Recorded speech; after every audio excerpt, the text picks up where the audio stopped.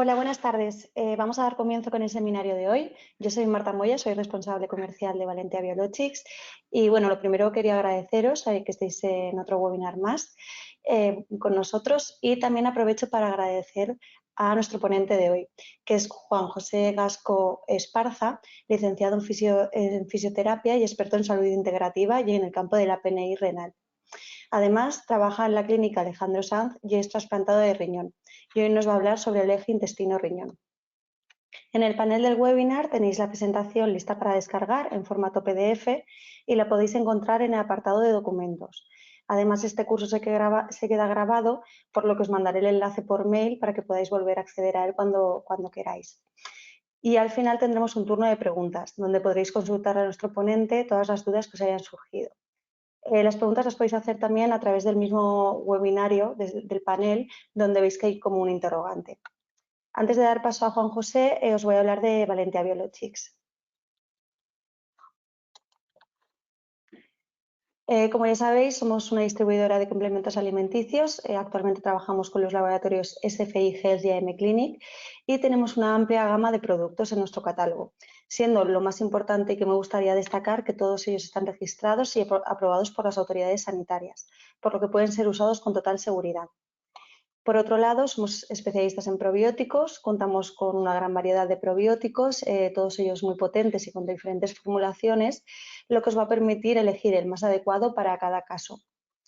Y además el equipo de Valentia Biologics está formado por profesionales de la salud, por lo que cualquier duda que tengáis o los pacientes podéis poneros en contacto con nosotros. Bueno, ahora os voy a hablar de la web de Valentia Biologics. Nuestra página web es una forma cómoda, segura y efectiva de adquirir nuestros productos y además cuenta con muchas ventajas. Los profesionales de salud, cuando prescribáis nuestros productos, podéis redirigir a los pacientes a nuestra web valentiabiologics.com y para ellos es muy cómodo porque desde casa buscan nuestra web, seleccionan los productos y se los mandamos sin pedido mínimo ni gastos de envío. Además de que si compran en nuestra web se pueden beneficiar de descuentos. Por registrarse obtienen un descuento de 6 euros en su primera compra y en las compras sucesivas también reciben descuentos a través de un programa de puntos. Los profesionales de la salud también contáis con un descuento de un 25% en las compras a través de nuestra web y también tenéis el envío gratuito y sin pedido mínimo. Bueno, y con esto ya doy paso a Juan José. Muchas gracias por su atención. Aquí tenéis mi contacto para cualquier cosa que necesitéis o por si os surge alguna duda. Yo recuerdo que al final de la presentación daremos paso al turno de preguntas. Os dejo ya con Juan José Gasco, que nos va a hablar sobre el eje intestino-riñón.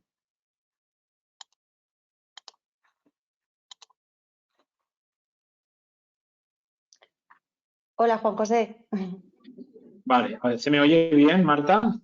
Sí, perfecto. Y veo tu pantalla también. Vale, se me ve, se ve la pantalla, la presentación. Vale, perfecto. Pues nada, Perfecto. muchas gracias por la presentación, Marta. Y nada, vamos a empezar ya con el tema de hoy, que es el eje intestino-riñón. ¿Vale? Antes de empezar la charla del eje intestino-riñón, sí que me gustaría remarcar, ¿vale?, que esta charla no trata de solucionar las enfermedades renales, ¿vale? Sí que es verdad que tiene mucha aplicación en algunas de ellas, como luego veremos, ¿vale? Pero en la mayoría, ¿vale?, simplemente no las soluciona, pero sí que puede ayudar muchísimo, ¿vale? Lo digo para que no se entienda que esto es un tratamiento en sí de las enfermedades renales, porque son muy complejas, cada una de ellas tiene diferentes causas y cada una tiene que ser tratada de forma personalizada desde la base y conociendo las causas de cada una de ellas. Pero sí que cuando tú entiendes el concepto del eje intestino-riñón, realmente puedes ayudar no solo a frenar algunas de ellas, como luego veremos, sino a enlentecer el avance y el deterioro de esa función renal, que puede terminar en diálisis, y, bueno, sobre todo apoyar también en aquellas enfermedades en las que el eje intestino-riñón tiene menor relevancia, apoyar el tratamiento médico para, bueno, lo dicho, tratar de enlentecer lo máximo posible el avance de la enfermedad. También tiene mucha importancia el eje intestino-riñón en personas con trasplante renal, de las cuales pues, yo soy uno de ellos, que aquí llevo 25 años trasplantado de riñón con el mismo injerto. Y bueno, realmente es un concepto que se acuñó hace muy poco tiempo. Creo que todos conocemos mucho más el eje intestino-cerebro, que ya hace varios años que se acuñó y que se lleva desarrollando y que además muchas escuelas de medicina integrativa y de salud integrativa y de psiconeuroinmunología han desarrollado, pero el eje intestino-riñón es un poco, apareció en el año 2016, 2017, se empezó a acuñar, lleva un desarrollo más lento y como tiene una aplicación menor en cuanto a población, pues digamos que su expansión, su conocimiento y su desarrollo, ¿vale? Pues está siendo más lento, pero al final, vale. Así que nada, empezamos ya con la presentación. Lo dicho, bueno, Marta me ha presentado ya, simplemente deciros que trabajo como fisioterapeuta en la clínica Alejandro Sanz Salud Integrativa en Alberic, Valencia, especialista en el campo de la psiconeuroinmunología renal y además, como os he dicho, trasplantado renal desde hace 25 años con injerto único, al menos de momento. ¿Qué es el eje intestino-riñón? Bueno, porque el eje intestino-riñón es un concepto, ¿vale? No es nada físico ni anatómico, ¿vale? Sobre todo aquellos que trabajamos en salud, eso lo sabemos, ¿vale? Que trata de abordar cómo el estado de salud y de enfermedad y funcionamiento del intestino puede afectar a los riñones y viceversa, cómo el estado de salud, enfermedad y funcionamiento de los riñones puede afectar al intestino, ¿vale? Porque es una relación bidireccional.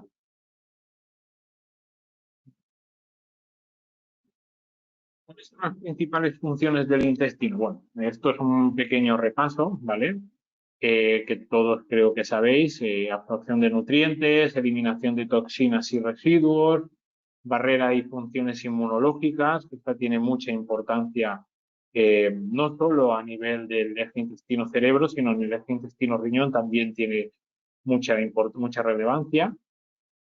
Sabéis que el intestino forma parte de la parte final del proceso digestivo, alberga la microbiota, muy importante y que nos darían no solo para un webinar, sino para horas y horas de explicación y de aplicaciones clínicas. La formación y la eliminación de las heces, que es muy importante entendiendo ahora desde el, eh, el eje intestino-riñón, si juntamos eliminación de toxinas y residuos y formación y eliminación de heces, podemos entender que todas aquellas toxinas y residuos que el intestino no puede eliminar, no todas, pero al menos algunas de ellas deben de ser eliminadas a través del riñón. Cuando mejor funcione el intestino, menor trabajo, lo pongo entre comillas, ¿vale? Va a tener que hacer el riñón. Y además el intestino sirve de almacenamiento de agua y electrolitos.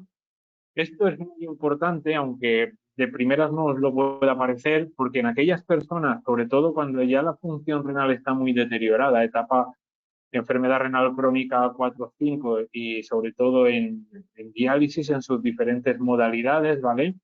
Se produce un edema a nivel de las paredes del intestino que dificulta mucho la absorción de nutrientes. Además, son pacientes que ya de por sí, por las complejidades de la propia enfermedad renal, llevan o tienen muchas restricciones dietéticas para tratar de controlar los niveles de fósforo y potasio, añadidos a una mala absorción de nutrientes debido a ese edema en las paredes del intestino, normalmente, y además si se le añade el hecho de una diálisis, ya os digo, en cualquiera de sus modalidades, bien sea hemodiálisis o diálisis peritoneal, a lo largo del tiempo, a medio largo plazo, ¿vale? Al cabo de 1, 2, 3 años, ¿vale?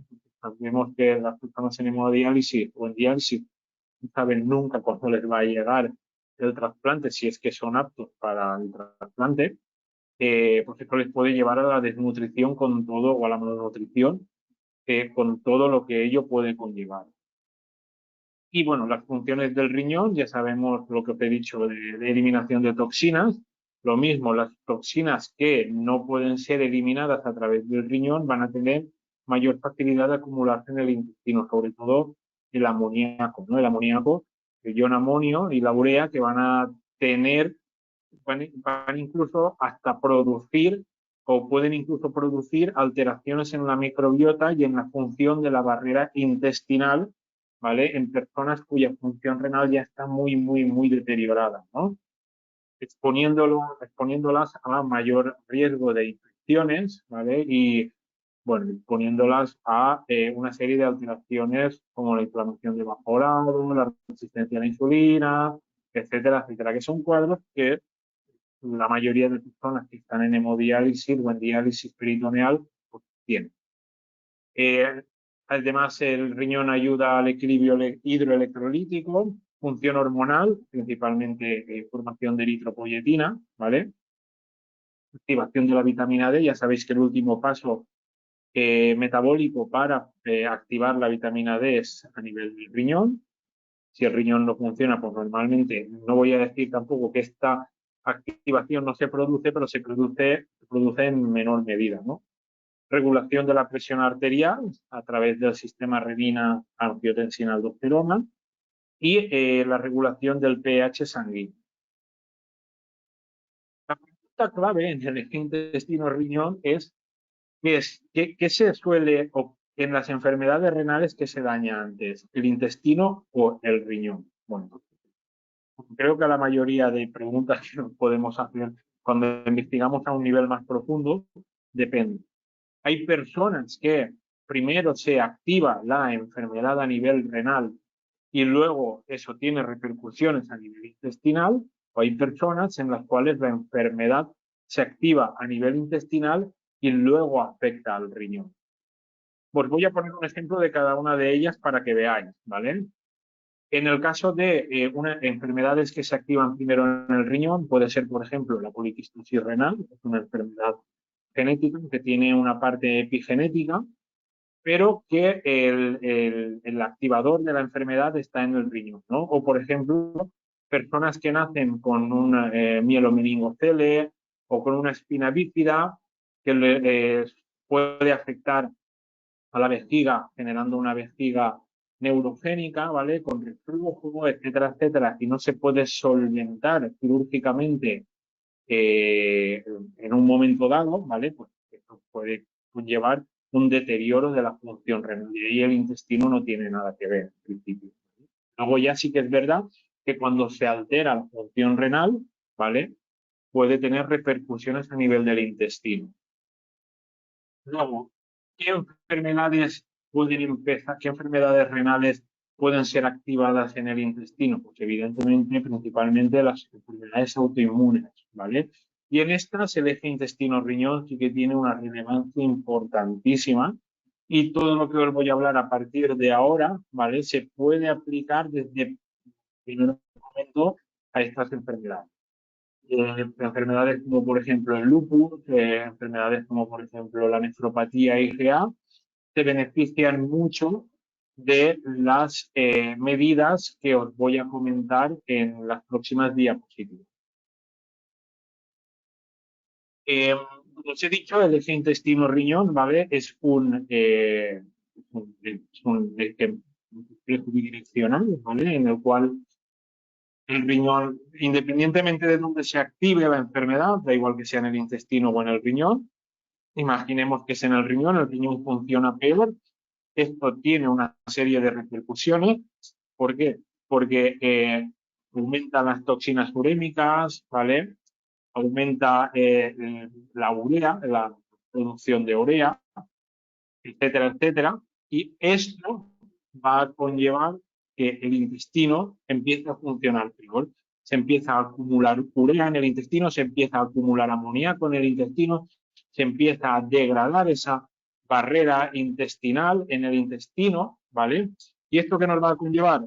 Un patrón, o incluso se llega a alterar la microbiota, empieza a activarse en el intestino un patrón inflamatorio, un patrón de aumento de estrés oxidativo que repercute a nivel renal, acelerando el avance de la enfermedad renal que ya se había activado, con mayor acumulación de urea y mayor acumulación de amoníaco, porque no puede ser ya eliminado a través del riñón, y es un mecanismo que se retroalimenta bidireccionalmente. Cuando peor está el riñón, peor va a estar la función intestinal, y cuando peor va a estar la función intestinal, peor va a estar la función renal.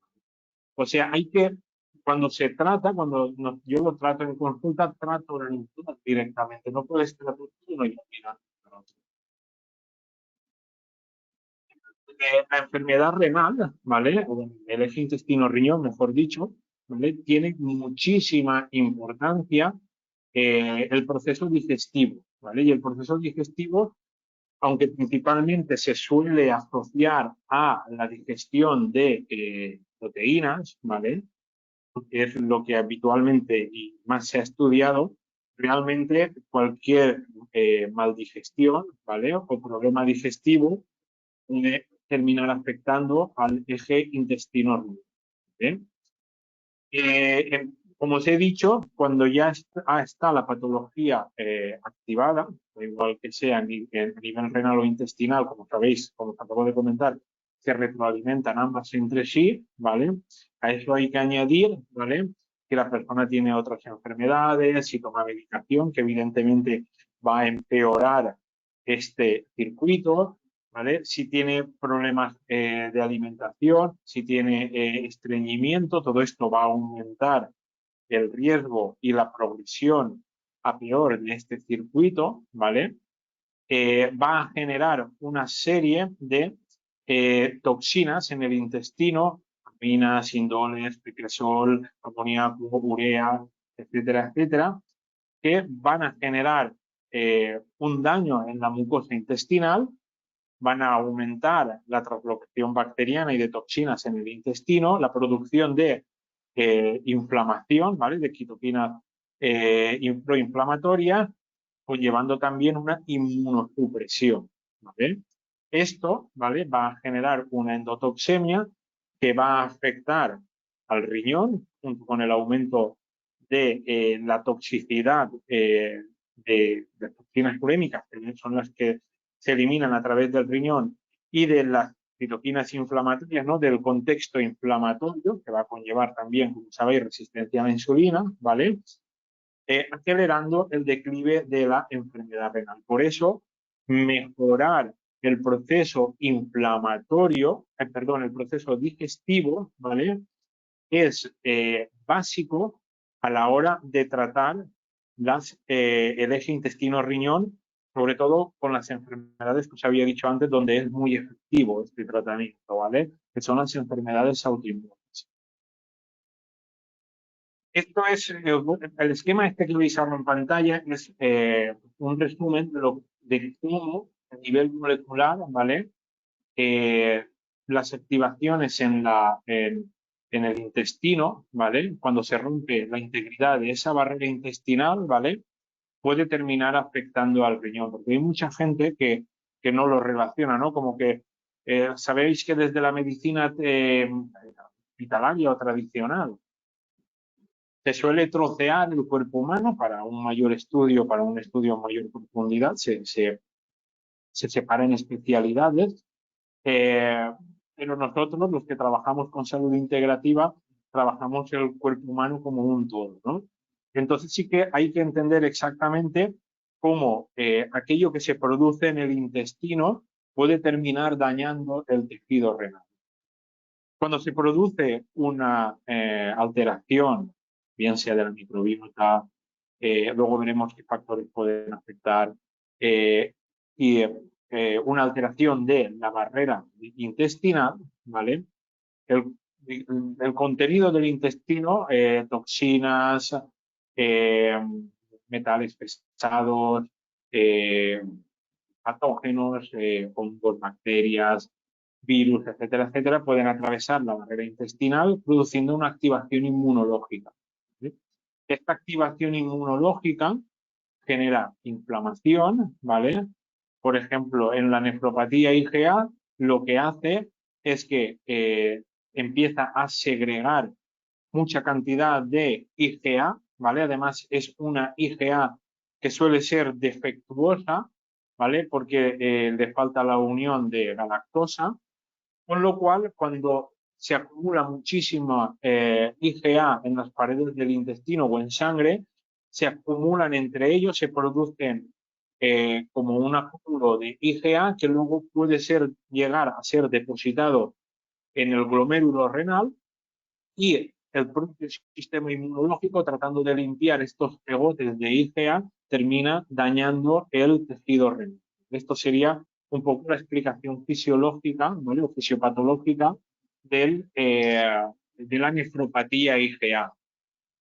Desde la medicina tradicional de los hospitales, ¿vale? Digamos que la nefropatía IgA se trata con medicamentos, por ejemplo, para tratar de disminuir la proteinuria o tratar de disminuir la hipertensión que van asociadas a el daño renal que se está produciendo. Pero como os acabo de explicar, hay que ir un paso más adelante, que no digo que esté mal dar ese tipo de medicamentos, más bien todo lo contrario, hay que apoyarlo, ¿vale? Pero si el origen está en el intestino, o al menos una parte está en el intestino, tratar ese eje intestino-riñón va a favorecer que el avance de esa enfermedad renal se frene o se endentre. He dicho antes, al hablar un poco sobre la microbiota, ¿vale? Habría un montón bueno, tendríamos que dedicarle un montón de horas únicamente a hablar de la microbiota, porque, bueno, la microbiota es un mundo fascinante y que habría que quedaría para mucho, ¿no? Pero las alteraciones de la microbiota lo que pueden hacer, como ya sabéis, es alterar la salud de la barrera intestinal. Por ejemplo, cuando hay una disbiosis, esta disbiosis lo que hace es que produce una inflamación una activación del sistema inmunológico con una inflamación de bajo grado, ¿vale? Esta alteración, además de la barrera intestinal debido a la disbiosis, también hacen que más patógenos atraviesen la barrera intestinal y más toxinas urémicas no puedan ser eliminadas a través del intestino y vuelvan otra vez a sangre, con lo cual en sangre se acumulan más toxinas urémicas, más factores proinflamatorios que van a ser devueltos al riñón, ¿vale? Perjudicando de base ya la salud renal, ¿vale? Afectando a la función renal. ¿Y qué ocurre? Como el riñón aparte de que ya no funciona bien, está sufriendo un mayor daño, esto va a hacer que mayor cantidad de toxinas se acumulen en el intestino, provocando aún más disbiosis intestinal, ¿vale? Con lo cual se produce el círculo, ¿vale? Que os he dicho antes. La solución, como os he dicho, aparte de tratar el riñón, evidentemente, es tratar la microbiota intestinal. Esto creo que la mayoría de asistentes lo habéis leído, pero bueno, hay un montón de factores, ¿vale? Que pueden alterar la barrera intestinal y la microbiota, ¿no? Desde proteínas dietéticas, la baja producción de ácido clorhídrico estomacal, la baja producción de enzimas digestivas, que yo creo que es uno de los que más solemos ver nosotros en consulta. La toma de antibióticos y otros medicamentos, que como siempre digo, no estoy en contra de que se utilicen, no soy un radical de de la medicina integrativa y estoy a favor de que se usen antibióticos y otros medicamentos, pero siempre con un uso más racional y no tan intensivo como se suele hacer. Infecciones, ¿vale? Como virus, hongos, bacterias, parásitos, la diabetes también altera la microbiota, enfermedades autoinmunes intestinales como el Crohn o la colitis ulcerosa, que también daría para otro seminario o webinar, pero que también pueden afectar a la barrera intestinal y a la microbiota. Yo creo que el factor fundamental en la sociedad donde vivimos, que es el estrés, ¿vale? La gestión del estrés psicológico, mental, barra emocional, ¿vale? Es muy importante. Otros factores que son ciclos de la vida, como la menopausia, la acumulación de toxinas en un mundo cada vez más contaminado en el que vivimos, como pueden ser los metales pesados, aunque plaguicidas, pesticidas, etcétera, etcétera. Ya sabéis que todo esto puede alterar la barrera intestinal y la microbiota. Alergias e intolerancias alimentarias, ¿vale? Habría que valorar realmente si qué fue antes, si la intolerancia alimentaria o la alergia alimentaria o problemas en el intestino, ¿vale? Pero esto también daría para otro seminario. Y cirugías abdominales, ¿vale? O de colon que también pueden alterar la barrera intestinal o de la microbiota. He dicho nombro aquí lo de cirugías abdominales porque ya sabéis que las personas que estamos trasplantadas de riñón, ¿vale? El riñón nuevo se nos pone en la zona abdominal, ¿vale? Entonces es muy común tener ya alteraciones de la microbiota o de la barrera intestinal únicamente por esa cirugía de trasplante. Seguimos con el tema de la microbiota y la enfermedad renal, ¿vale? Para que veáis ahora cómo también una microbiota saludable, ¿vale? Puede hacer también que, digamos, repercuta eh, a beneficio, ¿vale? En el eje intestino-riñón, ¿vale? Como podéis ver en esta diapositiva, ¿vale? Siempre veréis que es bidireccional la disbiosis intestinal, la alteración de la microbiota o el estado de salud del intestino con el estado de salud o el avance de la enfermedad renal crónica, ¿vale? El hecho ya de por sí de tener enfermedad renal crónica, ¿vale? Hace que por las restricciones alimentarias se haga una menor ingesta de fibra dietética, se produzca una acidosis metabólica, se deban de usar más medicamentos, se aumenta la excreción de urea y de toxinas urémicas. También es verdad que se reduce la motilidad del movimiento dentro del intestino, se produce malnutrición eh, por esta restricciones dietéticas, ¿vale? Y esto nos lleva a un aumento de los microbios intestinales, ¿vale? Derivados sobre todo de las toxinas urémicas. Se reduce también la producción de ácidos grasos de cadena corta que son importantísimos para la salud intestinal y se produce también una translocación bacteriana. Esto lo que hace es que se desregule el sistema inmunológico, la respuesta inmunológica, ¿vale? Se active o se produzca un desbalance entre, como sabéis, el TH1, TH2 y TH17 y haga que la progresión de la enfermedad renal sea mucho más rápida y además que se asocie a complicaciones como la hipertensión, diabetes, mayor riesgo de infecciones, problemas cognitivos, sarcopenia, etcétera, etcétera. Bueno, osteopenia, bueno, ya sabéis todo el cuadro que suele ir acompañado de las personas con enfermedad renal. Y empezamos a hablar un poco sobre las posibles soluciones que podemos llevar a cabo. En este estudio, fue de los primeros que se publicaron, ¿vale? En el año 2014, aquí aún no se nombra el intestino riñón, pero ya, digamos, lo relaciona, evidentemente.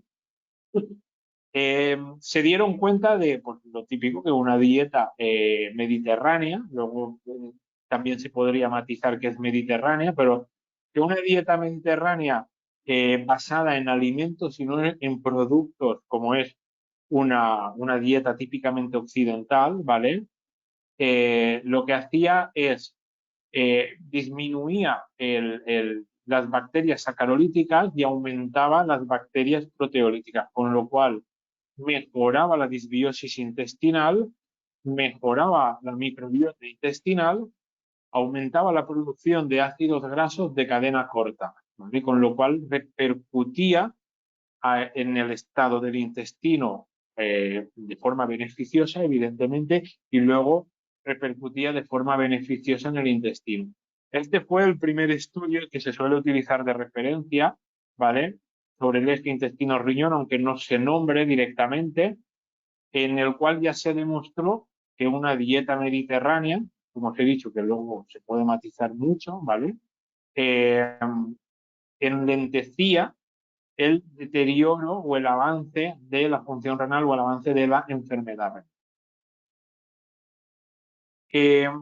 Como os he dicho, la vieja escuela, cuando se te diagnosticaba enfermedad renal, automáticamente se te ponían una serie de restricciones dietéticas, ¿vale?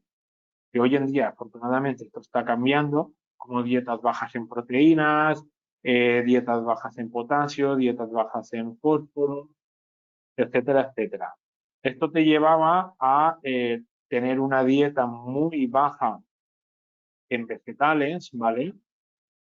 Y además te llevaba a medio largo plazo a la desnutrición barra malnutrición. Esto afortunadamente está cambiando mucho. No voy a hablar de cuáles son directamente las indicaciones porque esto hay que personalizarlo, ¿vale?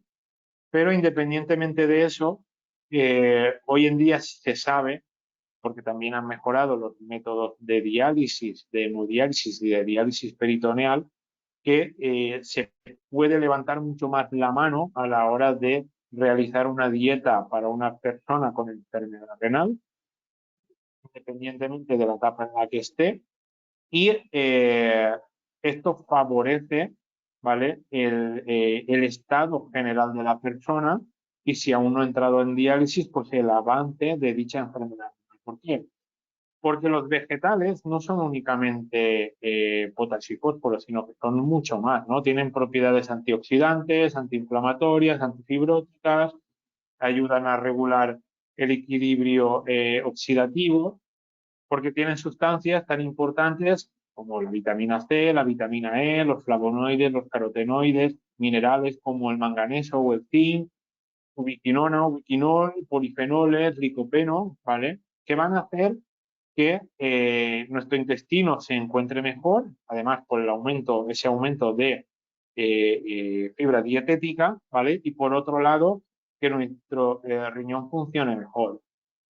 Si algo se sabe, ¿vale? Y esto sí que está bastante demostrado, es que una dieta rica en vegetales, no digo vegetariana, porque no es lo mismo, ¿okay? Pero una dieta rica en vegetales, en general, enlentece el avance de la enfermedad renal. ¿Qué alimentos? Bueno, como os he dicho antes, perdón, para mí una de las claves, ¿vale? Y que suelo utilizar muchísimo en consulta es aumentar la producción de ácidos grasos de cadena corta, ¿vale? Porque los ácidos grasos de cadena corta son, creo que la mejor medicina para el riñón, ¿vale? Y evidentemente se producen en el intestino, ¿no? A partir de, como tenéis ahí, granos integrales, frutas, barra verduras, vegetales, que los tenéis abajo, ¿vale? Leche humana, evidentemente, lactancia materna y setas, ¿vale?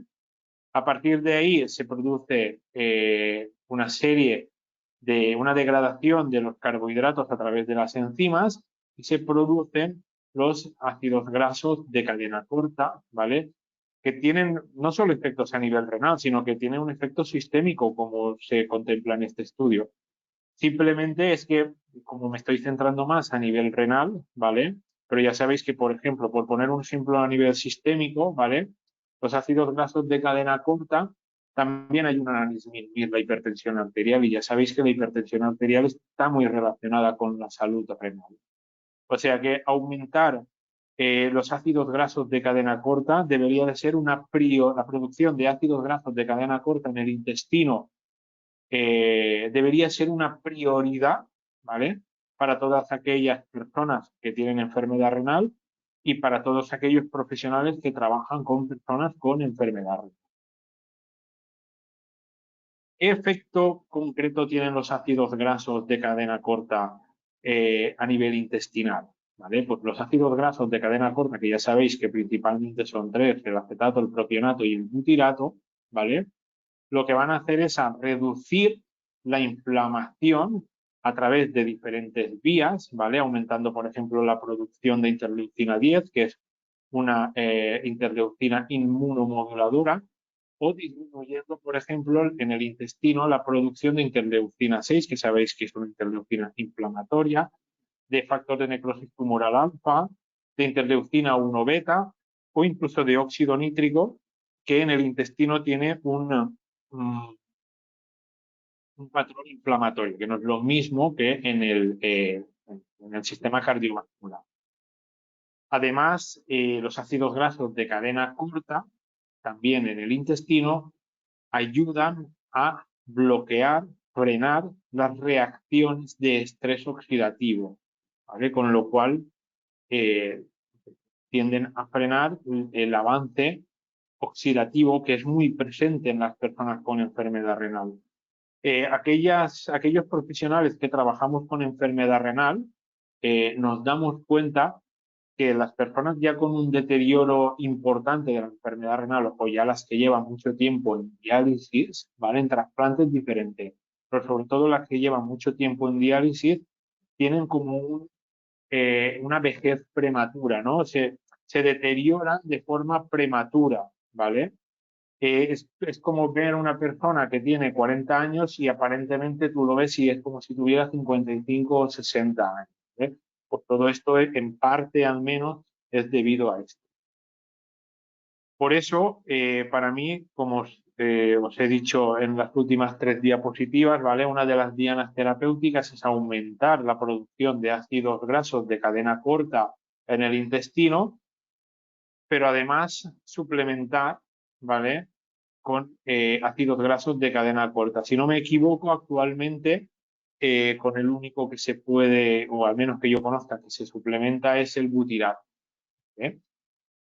Suplementar con butirato a largo plazo, 4, 5, 6 meses, ayuda a favorecer, como os he dicho, bueno, favorece el estado del eje intestino-riñón, pero favorece tanto el estado del intestino como el estado del riñón. Otro suplemento muy, muy importante para mí a nivel del tratamiento del eje intestino-riñón es la glutamina. ¿Por qué? Porque, como ahora os explicaré, ¿vale? Tiene tanto efectos positivos a nivel intestinal, que creo que eso sí que lo conocéis muchos, ¿vale? O en mayor medida, pero también tiene efectos muy beneficiosos a nivel renal, ¿vale? Os he puesto aquí simplemente los principales efectos de la glutamina, pero donde me quiero centrar es en el intestino, ¿vale?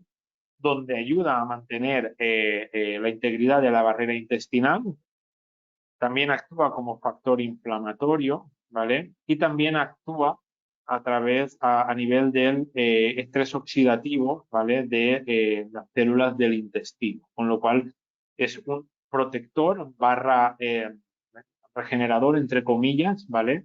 De la barrera intestinal. Y luego, que esto es mucho menos conocido, ¿vale? ¿Qué efecto tiene la glutamina a nivel del riñón? Pues bueno, la glutamina a nivel del riñón tiene tres efectos importantísimos. Por un lado, ayuda a eliminar más amoníaco en la orina, ¿vale? Es como si fuera energía para el riñón, para que vosotros me entendáis, ¿vale? Para que el riñón trate de funcionar mejor. Por otro lado, ayuda a reabsorber bicarbonato, reduciendo esa acidez metabólica o tendiendo a reducir esa acidez metabólica que caracteriza a las personas con enfermedad renal. Y además, a partir de la vía del alfa-ketoglutarato, también aumenta la producción de glucosa, ¿vale? Como os he dicho, que es la que realmente genera mayor energía a través en el riñón, ¿no? El riñón tiene más energía para funcionar.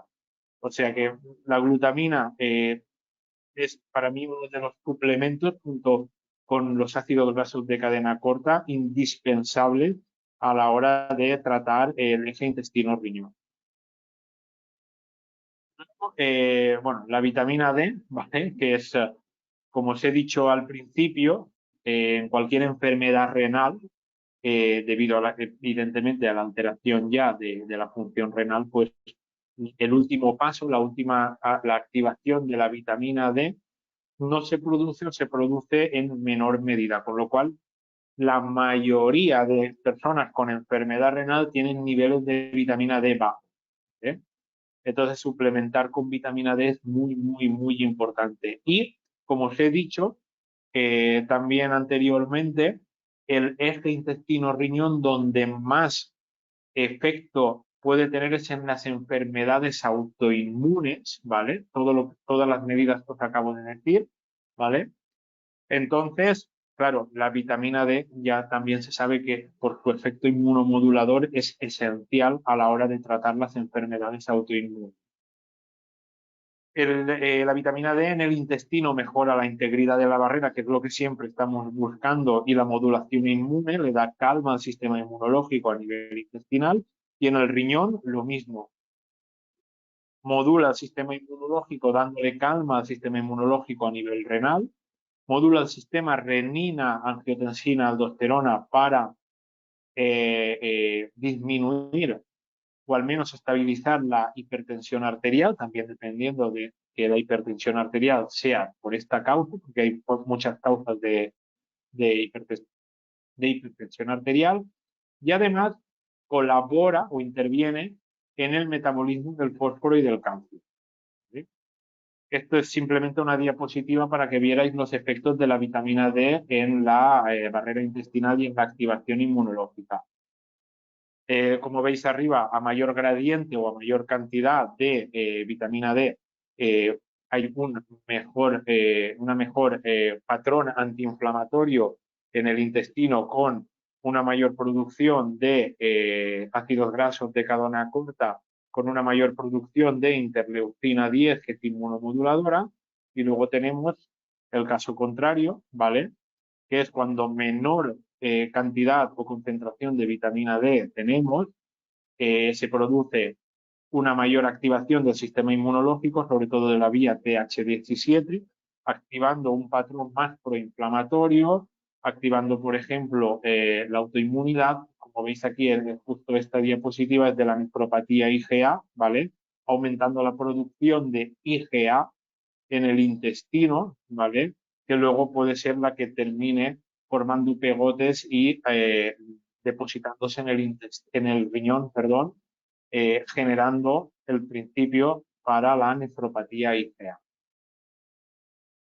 ¿Qué efectos tiene la vitamina D en el riñón? Bueno, pues la vitamina D en el riñón reduce la albuminuria, que como sabéis, la albuminuria es un marcador de daño renal, y al disminuir la albuminuria se mejora el pronóstico de la enfermedad renal, disminuye o enlentece la progresión de la enfermedad renal, y además interviene también tener unos buenos niveles de vitamina D en otra serie de patologías que indirectamente, o otra serie de cuadros que indirectamente van a terminar afectando al riñón, como por ejemplo la dislipidemia, la resistencia a la insulina, la diabetes tipo 2, el síndrome metabólico o la hipertensión arterial,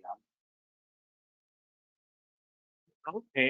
Y sobre todo, hablando de Valentía, que son especialistas en probióticos, ahora mismo pues toca hablar de probióticos y riñón.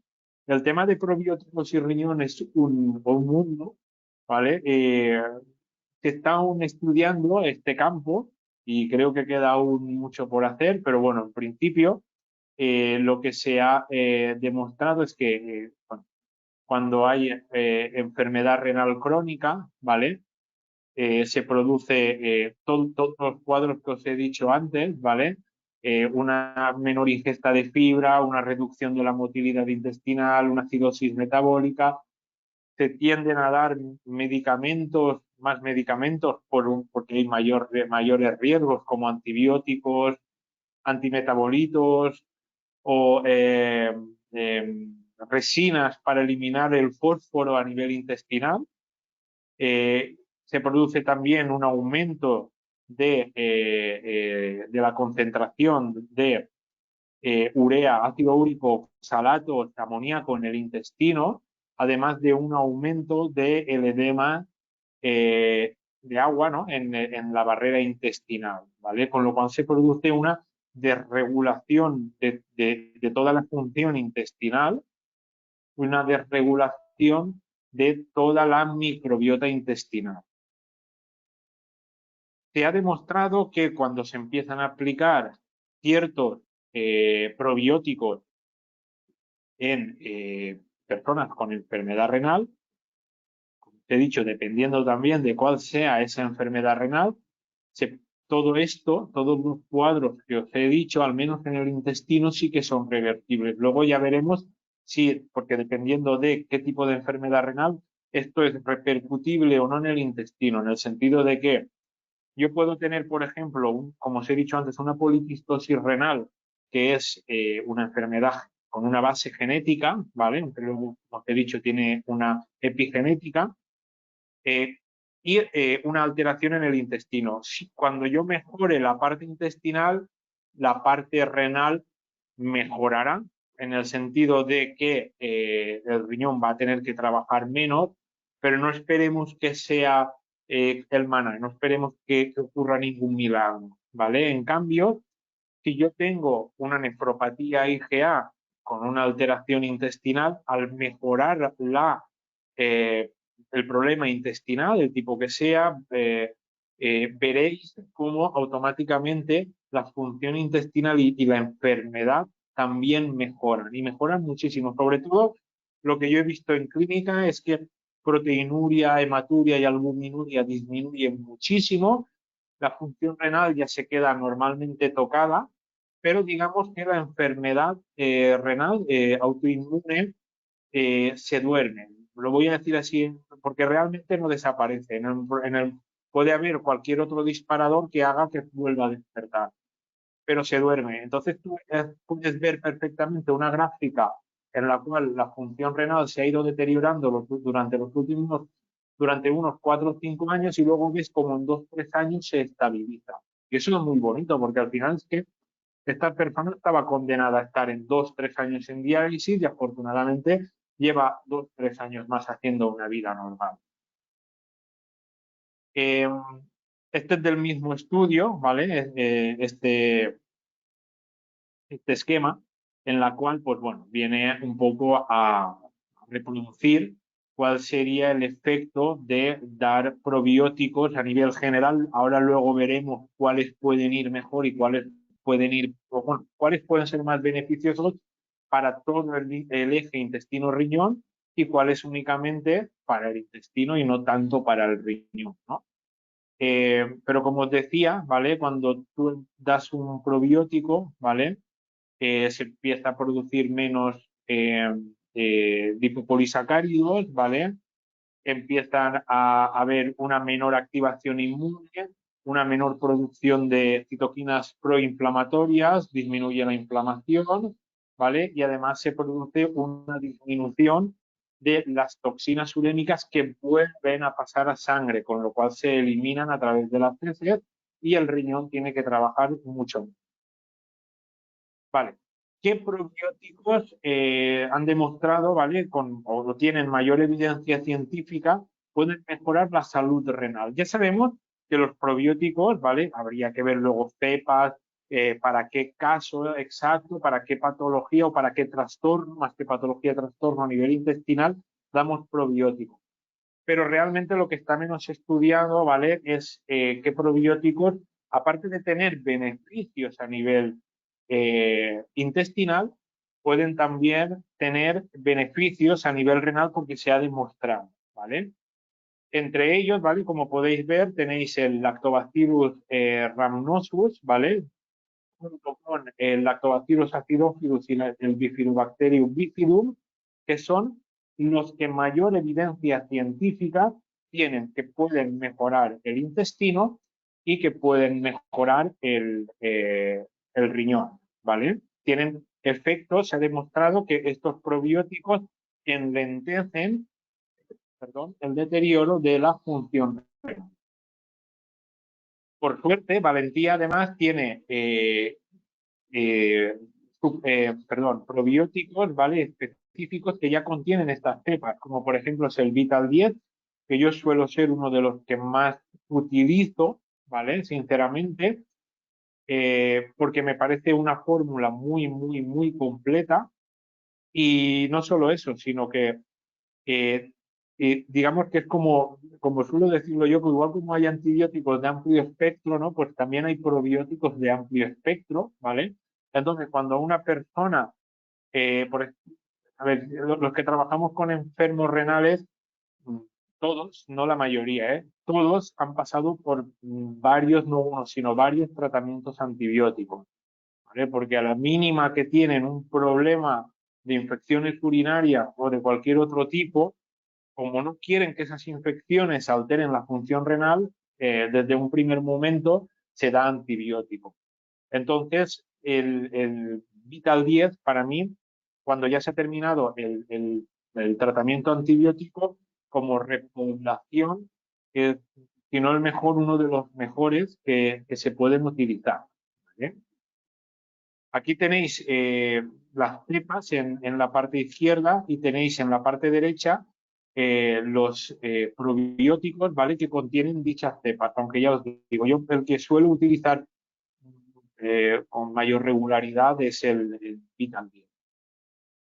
Y nada, bueno, hasta aquí hemos llegado, hasta aquí bueno, la charla sobre el eje intestino-riñón. Simplemente volver a remarcar lo que os he dicho al principio, ¿vale?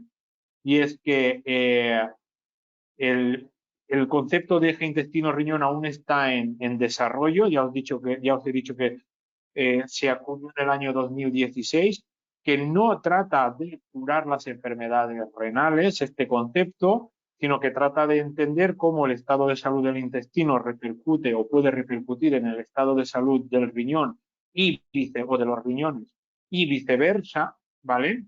Que sí que es verdad que hay un grupo de enfermedades que se puede beneficiar muchísimo de este concepto, que son las enfermedades autoinmunes, ¿vale?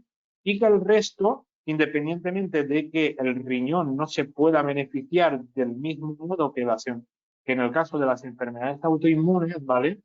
A medio y largo plazo se va a obtener o se pueden obtener, o se pueden obtener también otro tipo de beneficios.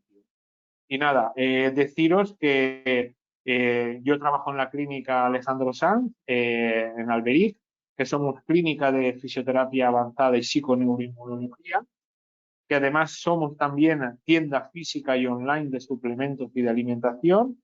También somos centro de entrenamiento y rehabilitación y que, bueno, somos unos amantes empedernidos de el ejercicio físico, ¿vale? Promovemos la práctica del ejercicio como estilo de vida, que es algo básico para nosotros, patrocinando también y participando activamente en varios equipos de running. Aquí os dejo las redes sociales y los canales donde nos podéis encontrar, ¿vale? Además del contacto de la clínica, que ahora volveré a dejaros esta pantalla para que se quede aquí. Y nada, muchísimas gracias a todos por aguantarme estos 45 o 50 minutos. Y bueno, me he ceñido al tiempo, ¿no, Marta? Creo que ha ido todo sobre ruedas. Todo, todo perfecto, Juan José, muchas gracias. No, y que va, ha sido súper aclaratorio. Muchísimas gracias por tu explicación. Si quieres, damos paso al turno de preguntas a ver si hay alguna consulta. Y bueno, si no, como has dejado también tu contacto y también tienen nuestro contacto, sin problema. Mañana enviaremos también la presentación. Bueno, nada, nos han mandado algún mensajito al entrar. Gracias por este webinar, Juan José, ha sido muy importante. Por ahora no tenemos ninguna consulta. Si quieres, pues nada, lo dejamos aquí. Cualquier pregunta que haya, como has dejado tu contacto y también en el mío, nos pueden escribir. ¿De acuerdo? Perfecto. Muy bien, Muchísimas Marta. gracias por todo. Juan José. Nada, muchas gracias a ti y a Valentía por darme esta oportunidad y para mí ha sido un placer. Yo siempre hablar de riñón es mi pasión y bueno, además de que soy trasplantador renal, ¿no? Soy persona con enfermedad renal, a mí sinceramente es algo que me llena, Se sinceramente. nota. Muchas gracias. Sí. Pues nada, eso, estamos hasta la próxima y cualquier cosa estamos en contacto si nos escriben para pasarte toda la información que nos llegue. ¿De acuerdo? Perfecto, Marta, muchas gracias. Buena tarde, hasta luego. Hasta luego.